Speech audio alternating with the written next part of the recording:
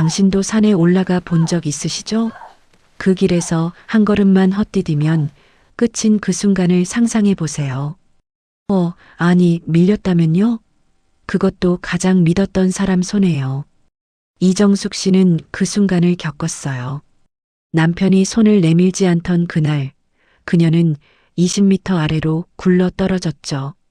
하지만 그녀는 살아 돌아왔어요. 그리고 조용히, 아주 조용히 복수를 준비하기 시작했습니다. 일주일 후, 그 남편은 자신이 무엇을 잃게 될지 몰랐어요. 아직은요. 이 이야기는 그날 산 아래로 굴러떨어졌던 한 여자가 다시 일어서기까지의 기록입니다. 정숙은 그날 아침 남편이 먼저 말을 걸어온 것이 이상했어요. 보통은 신문을 보거나 휴대폰만 들여다보던 사람이었는데 그날은 달랐죠. 여보, 오늘 날씨 좋은데 우리 산이나 갈까? 도영의 목소리는 평소보다 부드러웠어요. 아니, 부드러운 척하고 있었어요. 정숙은 그 미묘한 차이를 느꼈지만 애써 무시했죠. 남편이 자기한테 관심을 보이는 게 얼마만인가 싶어서 좋다고 대답했어요. 좋지, 운동도 할 겸. 정숙의 목소리는 밝았지만 가슴 한구석이 묘하게 불편했어요. 차를 타고 가는 동안 도영은 계속 휴대폰만 봤어요. 누구한테 연락하는 건지 문자를 보내다 말고 지우고 다시 쓰고 그러길 반복했죠. 정숙은 슬쩍 물었어요. 누구한테 연락하는 거야? 도영은 고개도 들지 않고 대답했어요. 회사 일이야, 신경 쓰지 마. 그 말투가 차가웠어요. 마치 정숙이 물어볼 자격이 없다는 듯이요. 정숙은 입을 다물었어요. 괜히 물어본 것 같아서, 괜히 기분 나쁜 것 같아서요. 산에 도착했을 때 정숙은 주차장을 둘러봤어요. 차가 거의 없었죠. 평일 오전이라 그런가 싶었지만 그래도 몇 대는 있을 법한데 싶었어요. 도영은 서둘러 차에서 내렸어요. 빨리 가자, 늦었어. 뭐가 늦은 건지 정숙은 묻지 않았어요. 물어봐야 대답 안 할 게 뻔했으니까요. 두 사람은 등산로로 들어섰어요. 길은 생각보다 한적했고 사람 하나 지나가지 않았어요. 정숙은 걸으면서도 자꾸 뒤를 돌아봤어요. 왜 이렇게 사람이 없을까? 혹시 길을 잘못 든 건 아닐까?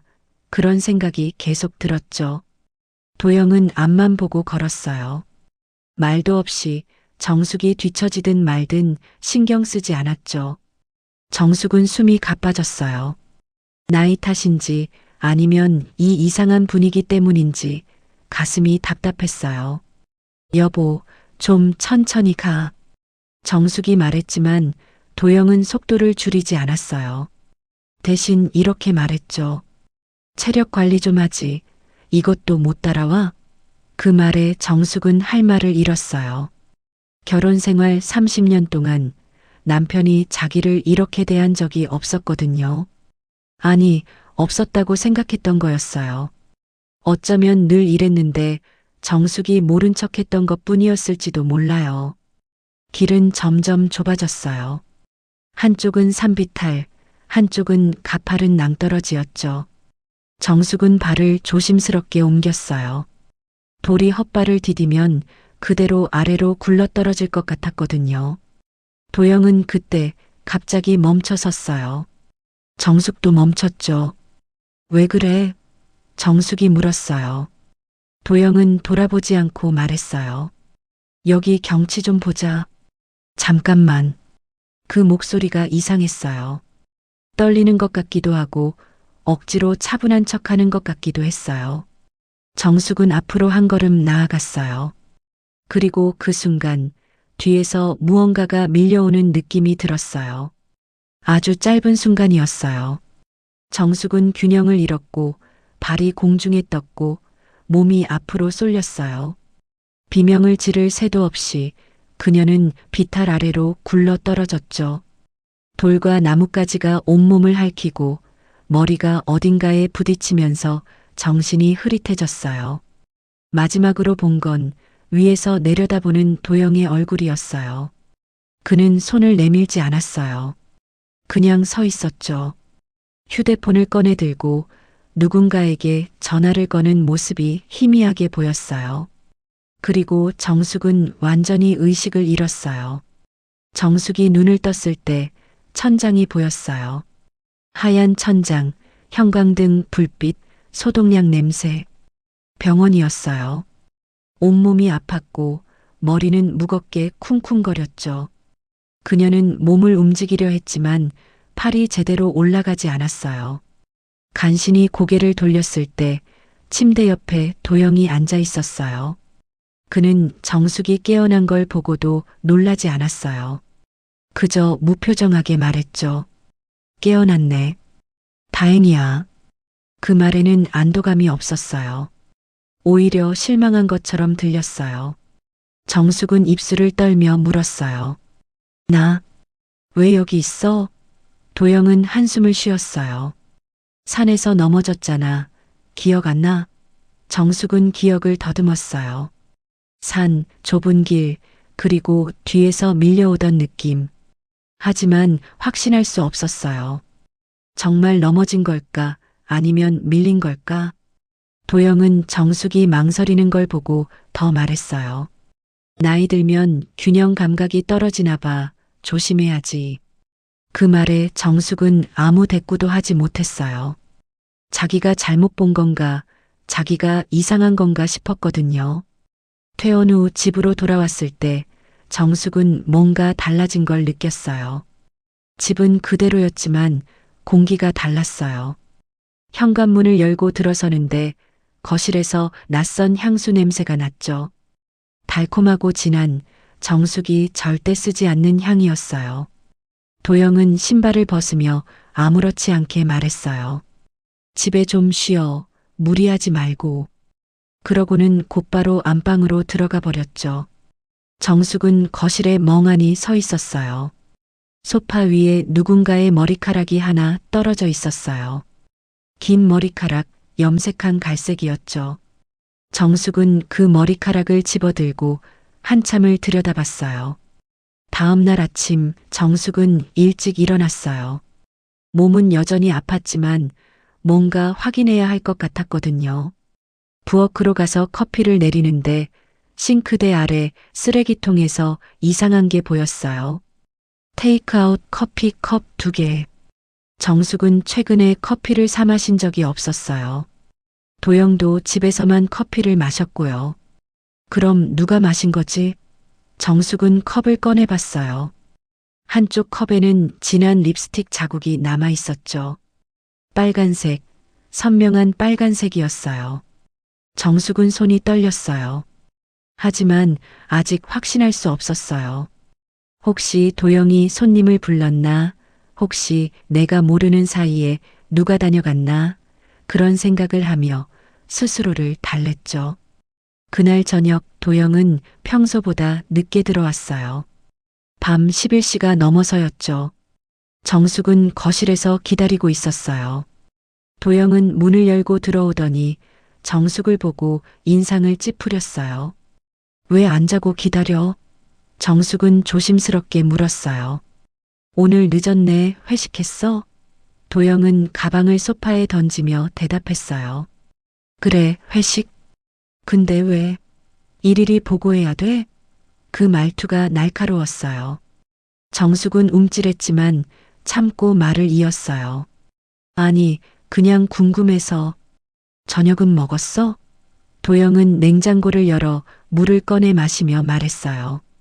먹었어. 신경 쓰지 마. 그리고는 정숙을 지나쳐 안방으로 들어가 버렸죠. 정숙은 그 자리에 서서 한참을 멍하니 있었어요. 결혼 생활 30년 동안 남편이 자기한테 이렇게 쌀쌀맞게 대한 적이 없었거든요. 아니, 있었을 수도 있어요. 그냥 정숙이 눈치채지 못한 척했던 것뿐이었을 수도요. 일주일쯤 지났을 때 정숙은 집에서 이상한 소리를 들었어요. 오후 2시쯤 도영은 출근한 시간이었고 정숙은 낮잠을 자려던 참이었죠. 그런데 현관문이 열리는 소리가 들렸어요. 정숙은 깜짝 놀라 침대에서 일어났어요.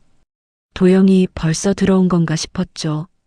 하지만 들려온 목소리는 도영 혼자가 아니었어요. 여자 목소리도 섞여 있었어요. 정숙은 조용히 방문을 살짝 열고 밖을 내다봤어요. 거실에 도영과 한 여자가 서 있었어요. 여자는 키가 크고 말랐으며 몸에 딱 붙는 원피스를 입고 있었죠. 머리는 갈색으로 염색했고 화장이 짙었어요. 정숙은 숨을 죽이고 그 장면을 지켜봤어요. 여자가 말했어요. 오빠, 진짜 이 집 괜찮네. 생각보다 넓어. 도영은 웃으며 대답했어요. 그렇지? 위치도 좋고. 여자는 거실을 둘러보다가 소파에 앉으며 말했어요. 근데 언제쯤 정리될 것 같아? 도영은 잠시 침묵했어요. 그러다 낮은 목소리로 말했죠. 조금만 기다려. 지금 진행 중이야. 여자는 다리를 꼬고 앉아 도영을 올려다봤어요. 오빠 말만 믿고 기다리는 거야, 알지? 도영은 여자의 손을 잡으며 말했어요. 알아. 내가 알아서 할게. 걱정하지 마. 그 말에 여자는 만족한 듯 웃었어요. 정숙은 방문 뒤에서 그 광경을 보며 온몸이 얼어붙는 걸 느꼈어요. 손이 차가워졌고 심장은 미친 듯이 뛰었죠. 하지만 소리 내지 않았어요. 움직이지도 않았어요. 그저 지켜보기만 했어요. 여자는 일어서며 말했어요. 나 화장실 좀 다녀올게. 도영은 고개를 끄덕였고 여자는 복도 쪽으로 걸어왔어요. 정숙은 재빨리 방문을 닫았어요. 심장이 터질 것 같았죠. 여자의 발소리가 가까워졌다가 화장실 문이 열리고 닫히는 소리가 들렸어요. 정숙은 침대에 주저앉았어요. 머릿속이 하얗게 비었다가 금세 온갖 생각으로 가득 찼어요. 저 여자는 누구지? 왜 남편이 저 여자를 집에 데려온 거지? 정리될 것 같냐는 말은 뭐지? 정숙은 손으로 입을 막았어요. 울음이 터져 나올 것 같았거든요. 하지만 참았어요. 지금 울면 안 됐어요. 지금은 더 지켜봐야 했어요. 화장실에서 나온 여자는 거실로 돌아갔고 도영과 뭔가 이야기를 더 나눴어요. 정숙은 귀를 기울였지만 목소리가 작아서 잘 들리지 않았어요. 그러다 현관문이 열리고 닫히는 소리가 들렸죠. 정숙은 창문으로 다가가 커튼을 살짝 젖히고 밖을 내다봤어요. 도영과 여자가 함께 주차장으로 걸어가고 있었어요. 여자는 도영의 팔짱을 끼고 있었고 도영은 그걸 자연스럽게 받아주고 있었죠. 정숙은 그 모습을 보며 눈물이 흘러내리는 걸 느꼈어요. 하지만 소리내어 울지는 않았어요. 대신 천천히, 아주 천천히 숨을 들이마시고 내쉬었어요. 그리고 마음속으로 다짐했어요. 이제 알았어. 이제 확실히 알았어. 나는 더 이상 바보처럼 당하고만 있지 않을 거야. 그날 밤 도영은 집에 들어와서도 아무렇지 않았어요. 저녁을 먹으며 평소처럼 신문을 받고 TV를 보다가 먼저 방으로 들어갔죠. 정숙은 설거지를 하며 생각했어요. 저 사람은 지금 나한테 거짓말을 하고 있어. 아침에도 저녁에도 매 순간 거짓말을 하고 있어. 그리고 저 여자와 뭔가를 계획하고 있어. 나를 어떻게 하려는 걸까? 산에서 밀어뜨린 것도 혹시 그것도 계획이었을까? 정숙은 접시를 씻다가 손을 멈췄어요. 만약 그렇다면 나는 이미 죽었어야 했어. 근데 살아 돌아왔어. 그럼 이제 다음 계획이 있을 거야. 정숙은 물을 잠그고 수건으로 손을 닦았어요. 그리고 조용히 결심했어요. 나도 계획을 세워야 해. 당하고만 있을 순 없어. 다음 날부터 정숙은 달라졌어요. 겉으로는 여전히 조용하고 순종적인 아내처럼 행동했지만 속으로는 모든 걸 기록하기 시작했죠. 도영이 외출할 때마다 시간을 적었고 집에 돌아온 시간도 체크했어요. 쓰레기통을 뒤져서 영수증을 찾았고 도영의 옷에서 향수 냄새가 나면 그것도 기억해뒀어요. 그리고 무엇보다 도영의 휴대폰을 주시했어요. 도영은 휴대폰을 항상 손에 쥐고 있었지만 가끔 화장실에 갈 때나 샤워할 때는 거실에 두고 갔거든요. 정숙은 그 틈을 노렸어요. 비밀번호는 이미 알고 있었어요. 결혼기념일이었죠. 도영은 그걸 바꾸지 않았어요. 아마 귀찮았거나 아니면 정숙이 절대 확인하지 않을 거라고 믿었을 거예요. 정숙은 도영의 카카오톡을 열었어요. 그리고 미라라는 이름을 찾았죠. 대화 내용을 읽는 순간 정숙은 숨이 막혔어요. 오빠, 오늘 만날 수 있어? 보고 싶어. 그 아래로 도영의 답장이 있었어요. 오후에 시간 날 것 같아. 집으로 올래? 정숙은 손이 떨렸지만 계속 스크롤을 내렸어요. 더 오래된 대화들이 나왔어요. 언제쯤 정리될 것 같아? 나 기다리는 것도 한계가 있어. 도영의 답장. 조금만 기다려. 사고 처리되면 보험금 나와. 그럼 다 정리할 수 있어. 정숙은 그 문장을 읽고 또 읽었어요. 사고 처리, 보험금. 그 말이 무슨 뜻인지 너무나 명확했어요. 산에서의 추락은 사고가 아니었어요. 계획된 살인 미수였던 거예요. 정숙은 휴대폰을 원래 자리에 놓고 화장실로 갔어요. 거울 앞에 서서 자기 얼굴을 봤어요. 창백하고 지쳐 보였지만 눈빛만은 살아 있었어요. 정숙은 거울 속 자기 자신에게 말했어요. 이제 알았어. 이제 다 알았어. 당신은 나를 죽이려 했어. 그리고 그 여자와 함께 내 자리를 차지하려 했어. 하지만 나는 살아있어. 그리고 나는 당하고만 있지 않을 거야. 정숙은 물로 얼굴을 씻었어요. 그리고 다시 거실로 나왔어요. 도영은 소파에 앉아 TV를 보고 있었고 정숙은 그 옆에 조용히 앉았어요. 도영은 정숙을 쳐다보지도 않았어요. 정숙은 괜찮았어요. 이제는 이 사람이 자기를 어떻게 생각하는지 알았으니까요. 이 사람에게 정숙은 이미 죽은 사람이었어요. 아니, 죽어야 할 사람이었죠. 하지만 정숙은 살아 있었어요. 그리고 이제부터 정숙이 이 게임의 규칙을 바꿀 차례였어요. 정숙은 그날부터 일부러 약해 보이기 시작했어요. 아침에 일어나면 머리가 아프다고 했고 걸을 때 비틀거리는 척했죠. 도영은 그런 정숙을 보며 묻지도 않았어요. 그저 눈살을 찌푸릴 뿐이었죠. 정숙은 그 표정을 놓치지 않았어요. 도영은 정숙이 회복되는 걸 원하지 않았어요. 오히려 더 약해지길, 더 무력해지길 바라고 있었죠. 정숙은 그걸 이용하기로 했어요. 며칠 뒤 정숙은 일부러 현관에서 넘어졌어요. 큰 소리가 났고 도영이 급하게 나왔죠. 괜찮아? 도영의 목소리에는 걱정보다는 짜증이 섞여 있었어요. 정숙은 바닥에 주저앉은 채 말했어요. 어지러워서 갑자기 눈앞이 깜깜해졌어. 도영은 한숨을 쉬며 정숙을 일으켜 세웠어요. 병원 가봐야 되는 거 아니야? 정숙은 고개를 저었어요. 괜찮아. 좀 쉬면 나아질 것 같아. 도영은 더 이상 묻지 않았어요.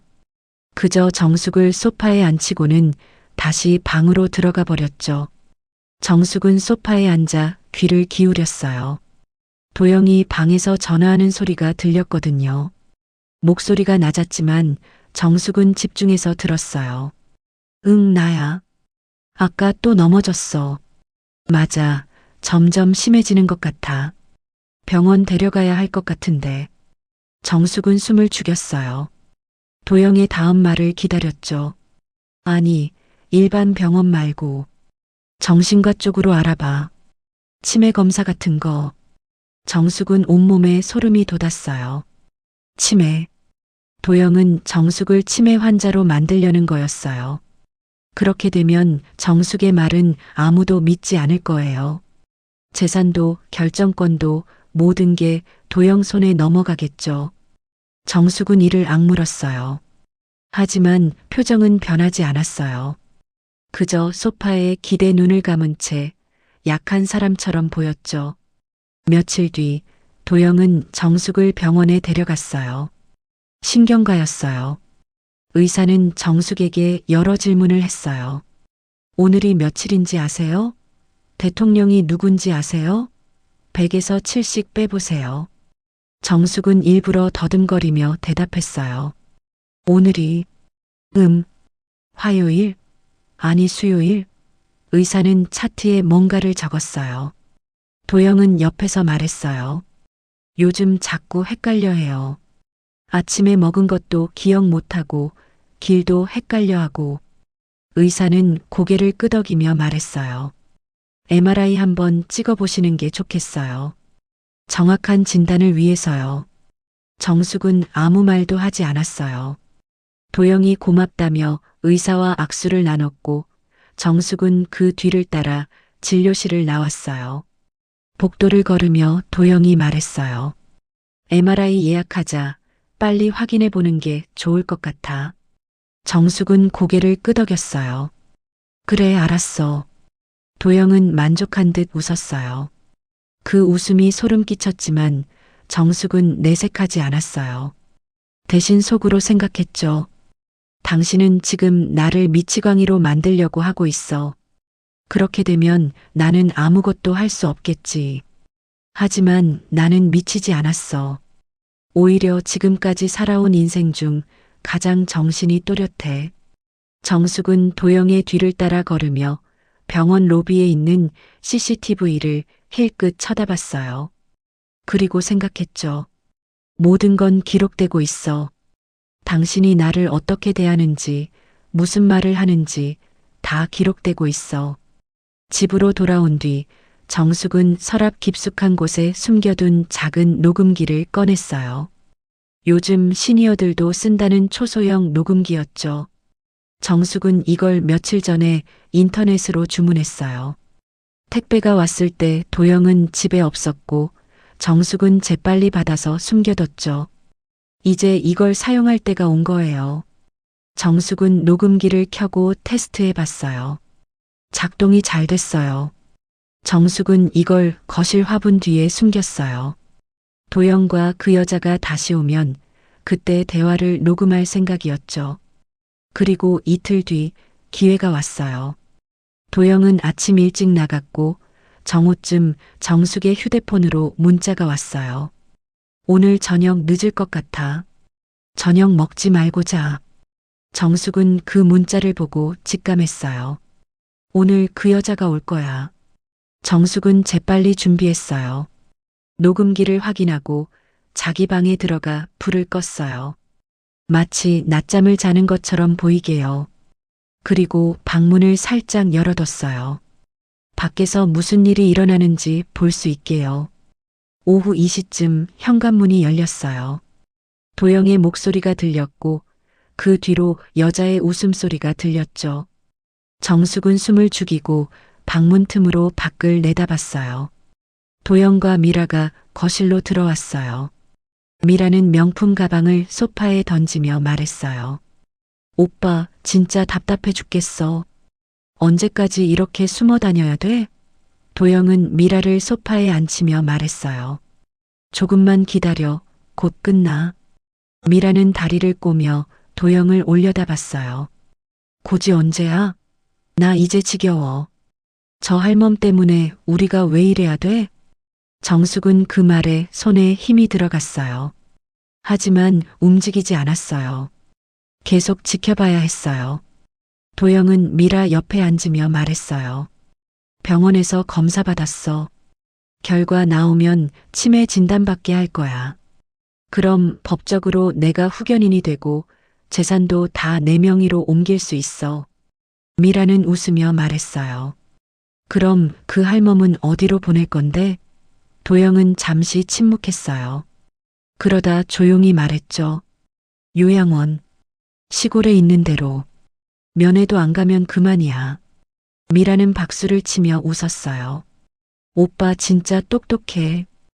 근데 그 할멈 눈치 못 챘어? 도영은 고개를 저었어요. 못 챘어. 멍청해서 30년을 같이 살았는데도 내가 뭘 하는지 한 번도 의심 안 했으니까. 정숙은 그 말을 들으며 눈물이 핑 돌았어요. 하지만 참았어요. 지금 우는 건 사치였어요. 미라가 다시 말했어요. 근데 보험금은 어떻게 돼? 산에서 떨어진 거 사고사 처리 안 됐어? 도영은 한숨을 쉬었어요. 그게 문제야. 안 죽었잖아. 병원비만 나갔지. 미라는 혀를 찼어요. 즉, 제대로 했어야지. 한 번에 끝냈으면 이렇게 복잡하지도 않았을 텐데. 도영은 미라의 손을 잡으며 말했어요. 다음엔 실수 안 해. 어차피 늙은이가 요양원에서 무슨 일 생기는 건 흔한 일이야. 미라는 웃으며 도영의 뺨에 입을 맞췄어요. 그럼 믿을게. 빨리 처리해. 난 이제 이 집 주인 되고 싶어. 정숙은 더 이상 보지 않았어요. 방문을 조용히 닫고 침대에 앉았어요. 손이 떨렸고 호흡이 거칠어졌죠. 하지만 소리는 내지 않았어요. 대신 녹음기가 모든 걸 담고 있다는 걸 기억했어요. 저 대화들, 저 계획들, 전부 녹음되고 있어. 정숙은 이불을 꽉 움켜쥐었어요. 그리고 속으로 되뇌었어요. 조금만 더 참아. 증거를 더 모아. 그들이 스스로 무덤을 파괴해. 그날 저녁 도영은 평소보다 일찍 들어왔어요. 미라를 집 밖에서 만난 모양이었죠. 정숙은 거실에서 TV를 보고 있었고 도영은 인사도 없이 안방으로 들어갔어요. 정숙은 그대로 앉아 있었어요. 조금 뒤 도영이 나와서 말했어요. 내일 병원 가야 해. MRI 예약했어. 정숙은 고개를 끄덕였어요. 알았어. 도영은 더 할 말이 없는 듯 다시 방으로 들어갔어요. 정숙은 TV를 끄고 부엌으로 갔어요. 설거지를 하며 생각했죠. 내일이면 MRI 결과가 나오겠지. 도영은 그 결과를 조작하려고 할 거야. 의사한테 뭔가 이야기했을 수도 있어. 정숙은 물을 잠그고 수건으로 손을 닦았어요. 하지만 괜찮아. 나는 이미 다 알고 있으니까. 다음 날 정숙은 도영과 함께 병원에 갔어요. MRI를 찍고 결과를 기다렸죠. 의사는 차트를 보며 말했어요. 특별한 이상은 없어 보이는데요. 뇌에 종양이나 출혈 같은 건 없습니다. 도영의 얼굴이 미묘하게 굳었어요. 그럼 기억력 저하는 왜 그런 건가요? 의사는 설명했어요. 스트레스나 우울증 때문일 수도 있고 일시적인 현상일 수도 있습니다. 좀 더 지켜봐야 할 것 같아요. 도영은 불만스러운 표정으로 고개를 끄덕였어요. 정숙은 의사에게 물었어요. 그럼 저는 괜찮은 건가요? 의사는 웃으며 대답했어요. 네, 큰 문제는 없어 보입니다. 너무 걱정 마세요. 병원을 나오며 도영은 말이 없었어요. 정숙도 조용히 따라 걸었죠. 차에 타고 집으로 가는 동안 도영은 계속 휴대폰만 봤어요. 누군가에게 문자를 보내는 것 같았어요. 정숙은 슬쩍 쳐다봤는데 미라한테 보내는 거였어요. MRI 결과 이상 없대. 계획 수정해야 할 듯. 정숙은 고개를 돌렸어요. 창밖을 보며 생각했죠. 당신들은 지금 다음 계획을 짜고 있겠지. 하지만 나도 계획이 있어. 집에 도착하자마자 정숙은 녹음기를 회수했어요. 도영이 화장실에 간 사이 재빨리 화분 뒤에서 꺼냈죠. 그리고 방으로 가서 재생해 봤어요. 도영과 미라의 대화가 선명하게 들렸어요. 요양원으로 보낸다는 말, 보험금 이야기, 산에서의 일이 사고가 아니었다는 걸 암시하는 대화들. 정숙은 녹음 파일을 컴퓨터로 옮겼어요. 그리고 USB에 백업했죠. 이제 증거는 충분했어요. 하지만 정숙은 아직 움직이지 않았어요. 타이밍이 중요했거든요. 너무 빨리 드러내면 도영이 빠져나갈 구멍을 찾을 수도 있었어요. 정숙은 기다리기로 했어요. 도영이 다음 수를 두길, 그래서 스스로 더 깊은 구덩이에 빠지기려. 일주일쯤 지났을 때 도영은 정숙에게 서류를 내밀었어요. 이게 뭐야? 정숙이 물었어요. 도영은 무심하게 대답했어요. 재산관리 위임장. 당신 건강이 안 좋으니까 만약을 대비해서 내가 관리하는 게 나을 것 같아서. 정숙은 서류를 받아들었어요. 위임장이라고 쓰여 있었지만 사실상 모든 재산을 도영 명의로 넘기는 내용이었죠. 정숙은 서류를 읽으며 물었어요. 이거 꼭 지금 해야 해? 도영은 짜증 섞인 목소리로 말했어요. 당신 상태가 언제 나빠질지 모르잖아. 미리미리 준비해 두는 게 좋아. 정숙은 고개를 끄덕였어요. 알았어. 생각 좀 해볼게. 도영은 인상을 찌푸렸어요. 뭘 생각해? 그냥 사인하면 되잖아. 정숙은 서류를 내려놓으며 말했어요. 중요한 일인데 좀 생각해보고 싶어? 도영은 더 이상 말하지 않았지만 표정이 굳어 있었어요. 그날 밤 정숙은 도영이 잠든 후 거실로 나왔어요. 그리고 도영의 가방을 뒤졌어요. 서류가 몇 장 더 있었어요. 요양원 입소 신청서, 정숙 명의로 된 보험증권 사본, 그리고 변호사 상담 내역이었죠. 정숙은 그 서류들을 하나하나 사진으로 찍었어요. 휴대폰 카메라로 조용히 정확하게요. 모든 증거를 모으고 나서 정숙은 서류를 원래대로 돌려놓았어요. 그리고 방으로 돌아가 침대에 누웠어요. 이제 거의 다 모았어. 조금만 더 기다리면 돼. 며칠 뒤 도영은 다시 서류를 들고 왔어요.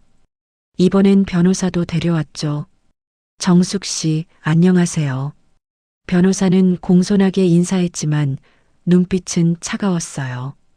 남편분께서 재산 관리에 대해 상담 요청하셔서 왔습니다. 정숙은 소파에 앉아 변호사를 바라봤어요. 도영은 옆에서 말했어요. 당신 건강 생각하면 이게 맞는 거야. 나중에 문제 생기면 복잡해지니까. 변호사는 서류를 펼치며 설명했어요. 이 서류에 서명하시면 재산관리 권한이 남편분께 넘어가고 만약 의사결정을 하지 못하는 상황이 오면 남편분이 법적 대리인이 됩니다. 정숙은 서류를 보며 물었어요. 만약 의사결정을 하지 못하는 상황이요? 그게 무슨 뜻이죠? 변호사는 잠시 머뭇거렸어요. 도영이 대신 대답했죠. 예를 들어서 치매 같은 거, 아니면 의식불명 상태, 그런 거. 정숙은 고개를 끄덕였어요. 아, 그렇군요. 근데 저는 지금 멀쩡한데요? 도영은 한숨을 쉬었어요. 지금은 그렇지. 근데 언제 어떻게 될지 모르잖아. 산에서도 그렇게 다쳤고 요즘 기억력도 안 좋고 미리 대비하는 거야. 정숙은 서류를 천천히 읽었어요. 그러다 말했죠. 그럼 이거 제가 변호사랑 따로 상담 좀 하고 결정해도 될까요? 도영의 얼굴이 굳었어요. 뭘 상담해? 지금 여기 변호사 있잖아. 정숙은 조용히 말했어요. 네, 근데 이분은 당신이 데려온 변호사잖아요. 저도 제 변호사랑 상담해 보고 싶어요. 그 말에 도영은 화를 냈어요. 지금 나 못 믿는다는 거야? 30년을 같이 살았는데? 정숙은 도영을 똑바로 쳐다봤어요. 그리고 처음으로, 정말 처음으로 단호하게 말했어요. 믿고 안 믿고의 문제가 아니에요. 이건 제 재산이고 제 인생이에요. 신중하게 결정하고 싶은 게 뭐가 잘못됐나요? 도영은 할 말을 잃었어요. 변호사는 어색하게 웃으며 말했어요. 아, 그럼 천천히 생각해 보시고 연락 주세요. 도영은 변호사를 돌려보낸 뒤 정숙에게 쏘아붙였어요. 당신 지금 뭐 하는 거야? 정숙은 차분하게 대답했어요. 제 권리를 지키는 거예요. 도영은 비웃었어요. 권리? 당신이 무슨 권리가 있어? 내가 먹여 살렸는데. 정숙은 그 말에도 흔들리지 않았어요. 대신 조용히 말했죠. 그래요. 당신이 돈을 벌었죠. 근데 그 돈으로 산 집과 재산은 제 명의도 같이 들어가 있어요. 법적으로 절반은 제 거예요. 도영은 얼굴이 붉어졌어요. 당장 내일 그 서류 사인해. 안 그러면 당신 요양원 보낼 거야. 정숙은 웃었어요. 처음으로 도영 앞에서 비웃듯이 웃었어요. 요양원요? 제가 왜 요양원에 가야 하는데요? 저 멀쩡한데. 도영은 소리쳤어요. 멀쩡하긴 뭐가 멀쩡해. 기억력도 엉망이고 자꾸 넘어지고.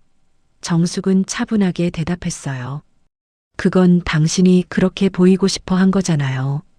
저는 한 번도 기억을 잃은 적 없어요. 모든 걸 다 기억하고 있어요. 산에서 있었던 일도, 당신이 그 여자랑 한 말들도 전부 다요. 도영은 얼어붙었어요. 정숙은 일어서서 방으로 갔어요. 그리고 USB를 가지고 나왔죠. 이게 뭔지 알아요? 도영은 대답하지 않았어요. 정숙은 계속 말했어요. 여기 당신이 그 여자랑 한 대화가 다 녹음돼 있어요. 요양원 보낸다는 것도, 보험금 이야기도, 산에서 저를 밀어뜨린 것도 전부 다요. 도영의 얼굴이 새하얗게 질렸어요. 그리고 갑자기 달려들어 정숙의 손에서 USB를 빼앗으려 했어요. 하지만 정숙은 재빨리 뒤로 물러섰어요. 이건 복사본이에요. 원본은 따로 안전한 곳에 보관해뒀어요. 당신이 저한테 뭘 해도 소용없어요. 도영은 주저앉았어요. 정숙은 그런 도영을 내려다보며 말했어요. 이제 제 말 들을 준비됐어요? 도영은 고개를 들지 못했어요. 정숙은 계속했어요. 내일 당장 그 여자랑 헤어지세요. 그리고 재산 분할 서류에 서명하세요. 조용히 이혼하면 이 녹음 파일은 경찰에 안 넘길게요. 하지만 만약 거부하면 당신은 살인 미수로 경찰 조사받을 거예요. 선택하세요. 도영은 떨리는 목소리로 말했어요. 당신, 언제부터 알았어? 정숙은 대답했어요.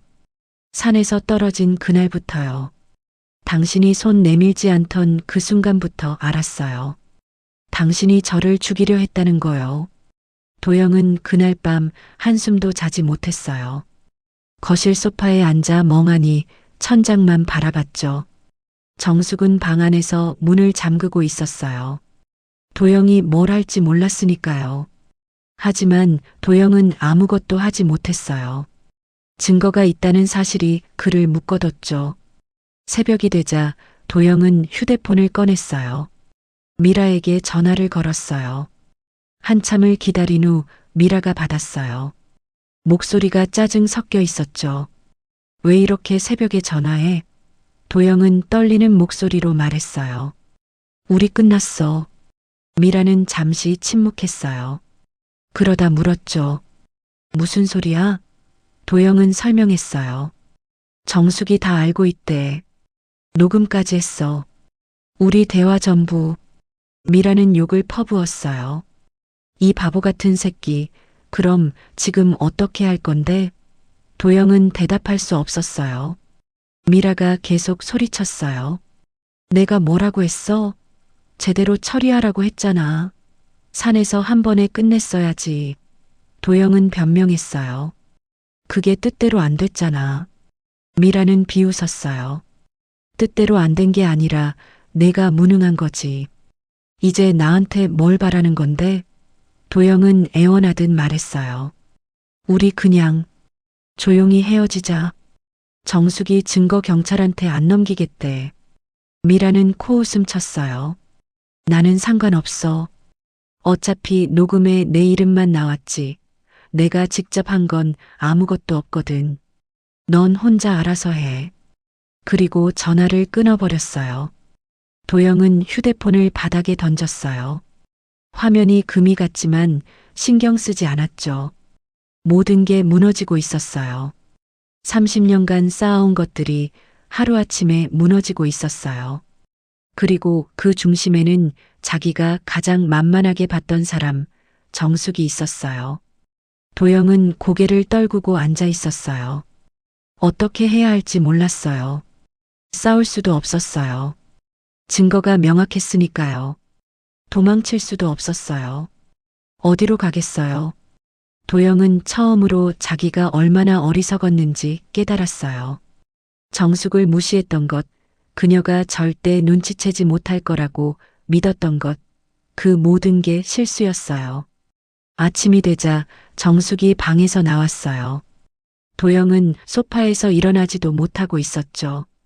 정숙은 부엌으로 가서 커피를 내렸어요. 평소처럼 조용하게요. 도영은 그 모습을 보며 소름이 돋았어요. 정숙은 마치 아무 일도 없었던 것처럼 행동하고 있었거든요. 커피를 다 내린 정숙은 도영에게 물었어요. 커피 드릴까요? 도영은 고개를 저었어요. 정숙은 혼자 커피를 마시며 식탁에 앉았어요. 그리고 조용히 말했죠. 오늘 변호사 사무실 가요. 이혼 서류 작성하러요. 같이 가실 거죠? 도영은 대답 대신 고개를 끄덕였어요. 다른 선택지가 없었으니까요. 변호사 사무실은 조용했어요. 정숙과 도영은 마주 앉았고 변호사는 서류를 펼쳐놓았죠. 재산분할 합의서예요. 정숙 씨가 요청하신 대로 작성했습니다. 변호사는 차분하게 설명했어요. 집은 정숙 씨 명의로, 예금은 반반으로, 도영 씨는 퇴직금만 가져가시는 걸로 합의하셨죠? 도영은 아무 말도 하지 않았어요. 정숙이 대신 대답했어요. 네, 맞아요. 변호사는 도영을 쳐다봤어요. 도영 씨, 동의하시나요? 도영은 한참을 망설이다가 고개를 끄덕였어요. 변호사는 서류를 밀어냈어요. 그럼 여기 서명해 주세요. 도영은 펜을 들었어요. 손이 떨렸죠. 서명을 하는 순간 모든 게 끝이라는 걸 알았어요. 30년간 함께했던 삶이, 그가 계획했던 미래가 전부 사라지는 거였어요. 하지만 어쩔 수 없었어요. 도영은 서명했어요. 정숙도 서명했어요. 변호사는 서류를 정리하며 말했어요. 이혼은 한 달 후에 확정됩니다. 그때까지는 같은 집에 계셔도 되고 따로 사셔도 돼요. 정숙은 고개를 끄덕였어요. 도영은 고개도 들지 못했죠. 사무실을 나온 후 두 사람은 말없이 주차장으로 걸어갔어요. 차에 타기 전 도영이 처음으로 입을 열었어요. 넌 언제부터 이렇게 된 거야? 정숙은 돌아보지 않고 대답했어요. 저도 몰라요. 어쩌면 처음부터 이랬을 수도 있죠. 당신이 몰랐을 뿐이에요. 도영은 웃었어요. 씁쓸하게요. 30년을 같이 살았는데 난 당신을 하나도 몰랐구나. 정숙은 차 문을 열며 말했어요. 당신이 알려고 하지 않았잖아요. 관심도 없었고요. 나는 그저 당신 집안을 돌봐주는 사람이었을 뿐이에요. 도영은 할 말을 잃었어요. 정숙의 말이 맞았으니까요. 도영은 정숙을 한 번도 제대로 본 적이 없었어요. 그녀의 생각, 감정, 꿈 아무것도 몰랐어요. 그저 자기 편의대로 이용했을 뿐이었죠. 그리고 이제 그 대가를 치르고 있었어요. 차 안은 침묵으로 가득했어요. 집까지 가는 동안 두 사람은 한마디도 나누지 않았어요. 집에 도착하자 정숙이 먼저 내렸어요. 도영은 차 안에 그대로 앉아 있었죠. 정숙은 돌아보지 않고 현관으로 걸어갔어요. 그날 저녁 도영은 짐을 쌌어요. 많지 않았어요. 옷 몇 벌, 필요한 서류들, 그게 전부였죠. 30년을 산 집이었지만 도영의 흔적은 별로 없었어요. 오히려 정숙의 손길이 느껴지는 것들 뿐이었죠. 도영은 가방을 들고 거실로 나왔어요. 정숙은 소파에 앉아 책을 읽고 있었어요. 도영은 현관으로 향하다가 멈춰 섰어요. 그리고 돌아보며 물었어요. 그 녹음 파일, 정말 경찰한테 안 넘길 거야? 정숙은 책에서 눈을 떼지 않고 대답했어요. 당신이 조용히 나가면요. 도영은 고개를 끄덕였어요. 그리고 다시 물었죠. 미라는 어떻게 할 거야? 정숙은 그제야 책을 덮었어요. 도영을 똑바로 쳐다보며 말했어요. 그 여자는 당신 문제예요. 내가 왜 신경 써야 하죠? 도영은 쓴웃음을 지었어요. 그래, 맞아. 내 문제지. 정숙은 다시 책을 펼쳤어요. 도영은 더 이상 할 말이 없었어요. 현관문을 열고 나가려는데 정숙의 목소리가 들렸어요. 도영 씨. 도영은 멈춰 섰어요. 정숙이 말했어요. 산에서 저를 밀었을 때 어떤 기분이었어요? 도영은 대답하지 못했어요. 정숙은 계속했어요. 궁금해서 물어보는 거예요. 30년을 함께 산 사람을 죽이려고 할 때 어떤 생각을 하는지요. 도영은 한참을 서 있다가 떨리는 목소리로 대답했어요. 미안해. 그게 전부였어요. 정숙은 웃었어요. 차갑게요. 미안하다고요? 그게 답이에요? 도영은 고개를 숙였어요. 정숙은 더 이상 말하지 않았어요. 도영은 문을 열고 나갔어요. 문이 닫히는 소리가 집안에 울려 퍼졌죠. 정숙은 그 소리를 들으며 책을 내려놓았어요. 그리고 처음으로, 정말 처음으로 크게 숨을 쉬었어요. 끝났어요. 모든 게 끝났어요. 정숙은 창문으로 다가갔어요. 밖에서 도영이 차에 타는 모습이 보였죠. 차가 출발했고 골목을 빠져나가는 게 보였어요. 정숙은 그 모습을 끝까지 지켜봤어요. 차가 완전히 사라질 때까지요. 그리고 커튼을 닫았어요. 집은 조용했어요. 하지만 이제는 평화로운 조용함이었어요. 정숙은 소파에 앉아 눈을 감았어요. 30년 만에 처음으로 자기만의 공간에 앉아 있었어요. 아무도 간섭하지 않는, 아무도 무시하지 않는 자기 자신만의 공간이었죠. 정숙은 휴대폰을 꺼냈어요. 아들에게 전화를 걸었어요. 한참을 기다린 후 아들이 받았죠. 엄마, 무슨 일이야? 정숙은 조용히 말했어요. 아들아, 엄마가 할 말이 있어. 아빠랑 이혼했어. 아들은 놀라서 물었어요. 뭐? 갑자기 왜? 정숙은 설명했어요. 자세히는 말하지 않았지만 필요한 것만 말했죠. 아빠가 다른 여자 만났고 엄마를 해치려고 했다고요. 아들은 한동안 말이 없었어요. 그러다 물었죠. 엄마, 괜찮아? 정숙은 웃으며 대답했어요. 응, 이제 괜찮아. 오히려 홀가분해. 아들은 안도하며 말했어요. 다행이다. 엄마 혼자 힘들었겠다. 정숙은 고개를 끄덕였어요. 전화 너머로는 보이지 않았지만요. 응, 좀 힘들었어. 근데 이제 괜찮아. 전화를 끊고 나서 정숙은 거실을 둘러봤어요. 집은 여전히 똑같았어요. 하지만 느낌은 완전히 달랐죠. 이제 이 집은 도영의 집이 아니었어요. 정숙의 집이었어요. 정숙은 부엌으로 가서 따뜻한 차를 끓였어요. 그리고 창가에 앉아 천천히 마셨어요. 밖은 어두워지고 있었지만 정숙의 마음은 밝았어요. 앞으로 어떻게 살아갈지 아직 정확히는 몰랐어요. 하지만 확실한 건 이제는 자기 선택대로 살 수 있다는 거였어요. 누구의 허락도 필요 없었어요. 누구의 눈치도 보지 않아도 됐어요. 정숙은 차를 마시며 미소 지었어요. 작지만 진심 어린 미소였어요. 한 달이 지났어요. 이혼은 정식으로 확정됐고 정숙은 혼자만의 삶에 적응해 가고 있었죠. 생각보다 외롭지 않았어요.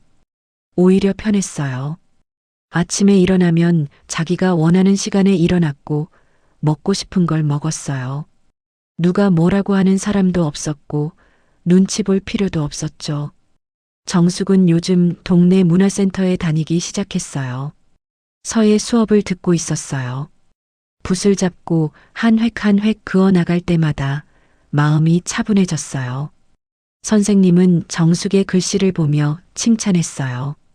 처음 하시는 것 치곤 참 안정적이에요. 정숙은 웃으며 대답했어요. 요즘 마음이 편해져서 그런가 봐요. 수업이 끝나고 집으로 돌아오는 길 정숙은 마트에 들렀어요. 장을 보는 것도 이제는 즐거웠어요. 예전에는 도영이 좋아하는 것만 사야 했지만 이제는 자기가 먹고 싶은 것만 골랐죠. 과일 코너에서 딸기를 고르는데 누군가 정숙을 불렀어요. 정숙 씨? 돌아보니 옆집에 사는 김 여사였어요. 정숙은 웃으며 인사했죠. 안녕하세요. 김 여사는 장바구니를 들고 다가왔어요. 요즘 혼자 사신다면서요? 괜찮으세요? 정숙은 고개를 끄덕였어요. 네, 괜찮아요. 오히려 잘 된 것 같아요. 김 여사는 조심스럽게 물었어요. 남편분이랑 무슨 일 있었어요? 동네에서 소문 들었는데. 정숙은 잠시 망설였어요. 하지만 숨길 이유가 없었죠. 이혼했어요. 남편이 바람 피웠고 저한테 나쁜 짓 하려고 했거든요. 김 여사는 놀라서 입을 벌렸어요. 세상에 그런 일이. 근데 정숙 씨는 어떻게 알았어요? 정숙은 미소 지었어요. 눈치챘죠. 그리고 증거를 모았어요. 김 여사는 감탄하며 말했어요. 대단하시네요. 저 같으면 울기만 했을 것 같은데. 정숙은 고개를 저었어요. 저도 처음엔 그랬어요. 근데 울어봤자 달라지는 게 없더라고요. 그래서 행동했죠. 김 여사는 정숙의 손을 잡았어요. 정말 잘하셨어요. 앞으로 좋은 일만 있으실 거예요. 정숙은 고맙다고 인사했어요. 두 사람은 함께 계산대로 향했고 밖으로 나와서 잠시 이야기를 더 나눴죠. 김 여사는 헤어지기 전에 말했어요. 혹시 심심하시면 우리 집에 놀러 오세요. 차라도 한잔하면서 이야기해요. 정숙은 웃으며 대답했어요. 그럴게요. 고맙습니다. 집으로 돌아오며 정숙은 생각했어요. 사람들이 자기를 불쌍하게 볼 줄 알았는데 오히려 응원해 주는 것 같았어요. 그게 위로가 됐어요. 그러던 어느 날 정숙은 우연히 도영을 마주쳤어요. 은행에서였죠. 정숙은 예금 정리를 하러 갔고 도영도 같은 은행에 있었어요. 두 사람은 잠시 눈이 마주쳤어요. 도영은 눈을 피했지만 정숙은 그냥 지나쳤어요. 특별히 할 말도 없었고 감정도 없었어요. 그저 한때 알았던 사람일 뿐이었죠. 은행 업무를 마치고 나오는데 밖에서 도영이 기다리고 있었어요. 정숙은 놀라지 않았어요. 그냥 걸어 나갔죠. 도영이 말을 걸었어요. 잠깐 이야기 좀 할 수 있을까? 정숙은 멈춰 섰어요. 뭔데요? 도영은 주변을 둘러보다가 조용한 곳으로 가자고 했어요. 정숙은 따라갔어요. 근처 카페로 들어가 자리에 앉았죠. 도영은 커피를 주문했지만 정숙은 아무것도 시키지 않았어요. 도영은 한참을 망설이다가 입을 열었어요. 미라가 나한테 소송 걸었어. 정숙은 눈썹을 치켜 올렸어요. 무슨 소송? 도영은 한숨을 쉬었어요. 사기죄. 자기한테 결혼 약속했는데 안 지켰다고. 위자료 요구하고 있어. 정숙은 웃음이 나왔어요. 참았지만 결국 피식 웃고 말았죠. 도영은 얼굴을 붉혔어요. 웃긴 거 아니야. 정숙은 고개를 저었어요. 웃기죠. 당신이 저한테 한 짓 생각하면요. 이제 그 여자한테 당하는 거잖아요. 도영은 할 말이 없었어요. 정숙은 계속 말했어요. 그래서 저한테 왜 말하는 건데요? 도영은 머뭇거렸어요. 너, 그 녹음 파일 있잖아. 혹시 나한테 줄 수 있어? 정숙은 이해했어요. 도영은 그 녹음 파일로 미라를 협박하려는 거였어요. 공범이었다고 증명하려는 거였죠. 정숙은 단호하게 말했어요. 안 돼요. 도영은 애원했어요. 제발 저 여자 때문에 내가 파산할 것 같아. 정숙은 차갑게 대답했어요. 그건 당신 문제예요. 저는 이미 당신이랑 끝났어요. 당신 인생에 더 이상 관여하고 싶지 않아요. 도영은 고개를 숙였어요. 정숙은 자리에서 일어났어요. 그리고 마지막으로 말했죠. 도영 씨, 이제 그만 연락하세요. 우리는 남남이에요. 도영은 대답하지 못했어요. 정숙은 카페를 나왔어요. 뒤돌아보지 않고요. 석 달쯤 지난 어느 날 정숙은 아들을 만났어요. 아들은 서울에서 내려왔고 정숙과 함께 점심을 먹었죠. 식당에 앉아 아들은 물었어요. 엄마, 요즘 어때? 정숙은 웃으며 대답했어요. 좋아. 혼자 사는 거 생각보다 괜찮더라. 아들은 안도하며 말했어요. 다행이다. 걱정했는데. 정숙은 아들의 손을 잡았어요. 걱정하지 마. 엄마 이제 괜찮아. 오히려 전보다 더 행복해. 아들은 잠시 망설이다가 물었어요. 엄마, 아빠는 어떻게 됐어? 정숙은 담담하게 대답했어요. 모르겠다. 연락 안 하고 지내. 아들은 고개를 끄덕였어요. 그게 나을 것 같아. 정숙은 그렇다고 동의했어요. 두 사람은 식사를 마친 후 공원을 산책했어요. 날씨가 좋았고 햇살이 따뜻했죠. 아들은 걸으며 말했어요. 엄마, 나 다음 달에 승진해. 정숙은 기뻐하며 축하했어요. 정말? 축하한다, 아들. 아들은 웃으며 말했어요. 엄마 덕분이야. 엄마가 힘들 때도 참고 나를 키워줘서. 정숙은 고개를 저었어요. 아니야, 내가 잘한 거지. 아들은 진지하게 말했어요. 엄마, 이제는 엄마를 위해 살아. 다른 사람 눈치 보지 말고. 정숙은 아들을 쳐다봤어요. 그 눈빛에 진심이 담겨 있었어요. 정숙은 고개를 끄덕였어요. 알았어. 그럴게. 두 사람은 벤치에 앉아 한참을 이야기했어요. 과거에 대해서, 미래에 대해서요. 정숙은 처음으로 자기 꿈에 대해 이야기했어요. 서예를 더 배우고 싶다고, 여행도 가보고 싶다고요. 아들은 응원했어요. 다 해봐, 엄마. 이제 엄마 시간이야. 해가 질 무렵 아들은 서울로 돌아갔어요. 정숙은 혼자 집으로 걸어갔죠. 집에 도착해 불을 켜고 거실에 앉았어요.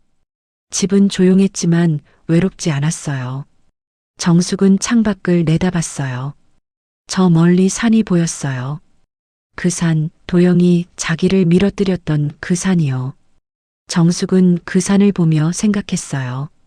그날 떨어지면서 죽을 줄 알았어요. 하지만 살아났어요. 그리고 이제 여기 자기만의 집에서 자기만의 삶을 살고 있어요. 정숙은 미소 지었어요. 살아남길 잘했다고, 포기하지 않길 잘했다고요. 밤이 깊어갔지만 정숙은 잠들지 않았어요. 대신 책상에 앉아 붓을 들었어요. 종이 위에 천천히 글자를 썼죠. 한 획 한 획 정성스럽게요. 글자는 이렇게 완성됐어요. 다시 시작. 정숙은 그 글자를 보며 고개를 끄덕였어요. 맞아요. 이제 다시 시작이에요. 58년을 살았지만 진짜 자기 인생은 이제 시작인 거예요. 정숙은 붓을 내려놓고 창문을 열었어요. 밤 공기가 시원했어요. 정숙은 깊게 숨을 들이마셨어요. 그리고 천천히 내쉬었죠. 모든 게 괜찮을 거예요. 아니, 괜찮은 게 아니라 좋을 거예요. 정숙은 그렇게 믿었어요. 6개월이 흘렀어요. 정숙의 삶은 완전히 달라져 있었죠. 아침에 일어나면 창문을 열고 햇살을 맞았어요. 그리고 커피를 내려 마시며 하루를 시작했죠.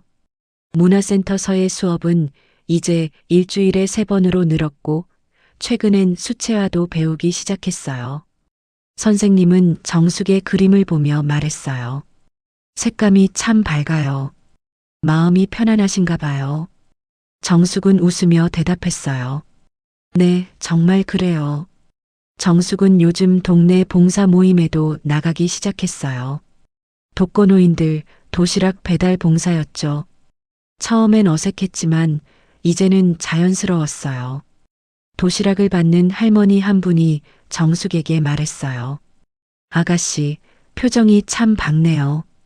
좋은 일 있어요? 정숙은 웃으며 대답했어요. 네, 요즘 좋은 일이 많아요.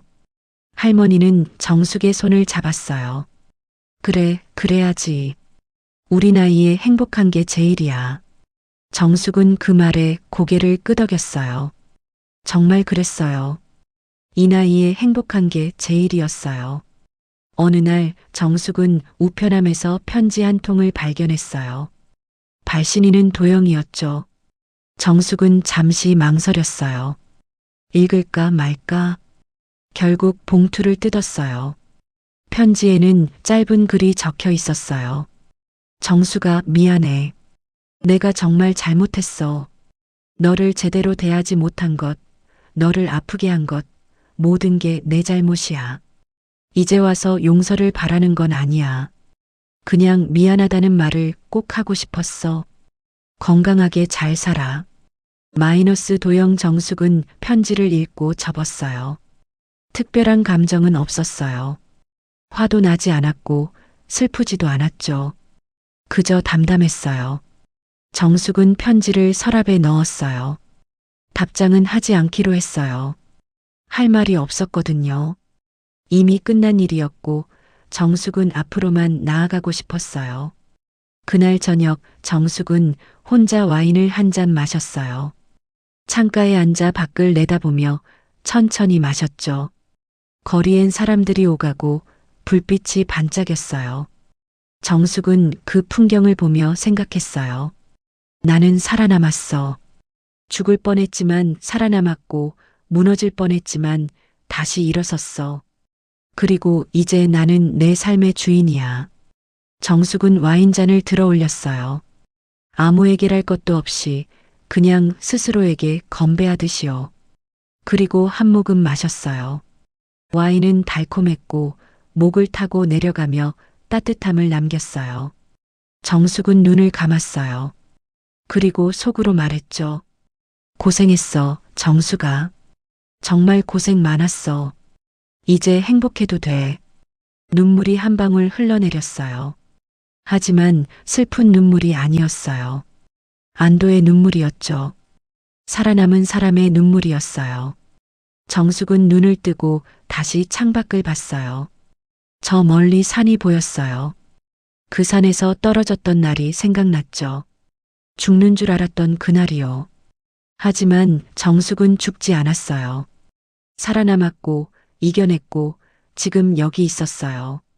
정숙은 미소 지었어요. 그리고 와인을 다 마셨어요.